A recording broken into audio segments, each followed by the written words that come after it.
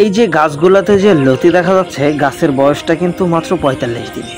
আসলেই পুরাতন জমির চারাতে যে ৪৫ দিনে ফলন আসে সেটাই আজকে সরাসরি আপনাদেরকে দেখানো। দেখেন প্রত্যেকটা গাছ থেকে আমরা দেখতে পাচ্ছি ২টা ৩টা ৪টা এরকম লতি দেখা যাচ্ছে। আর এটা একমাত্র সম্ভব শুধুমাত্রই প্রাপ্তবয়স্ক মাতৃগাছের চারার কারণে। আপনি যদি প্রাপ্তবয়স্ক মাতৃগাছের চারা সংগ্রহ করতে পারেন তাহলেই কিন্তু ৪৫ দিন থেকেই আপনি ফলনটা পাওয়া শুরু করবেন। আর যদি রানিং জমির চারা অর্থাৎ যে সকল মাতৃগাছের বয়সটা ৮ মাসের কম, সেরকম মাতৃগাছ থেকে যদি আপনি বড় সাইজের চারাগুলোও রোপণ করেন বা সংগ্রহ করেন, সেটা থেকে কিন্তু আসলে কাঙ্ক্ষিত ফলনটা আসবে না। ফলন আসতে দেরি হবে এবং ফলনগুলো চিকন হবে, প্লাস লতির যে প্রোডাকশন যেরকম হওয়ার কথা সেই পরিমাণে আপনি পাবেন না। সুতরাং সেরা ফলনটা যদি আপনাকে পেতে হয়, অবশ্যই সবার আগে বিবেচনা করতে হবে যে আমি কেমন গাছের চারাটা নিচ্ছি।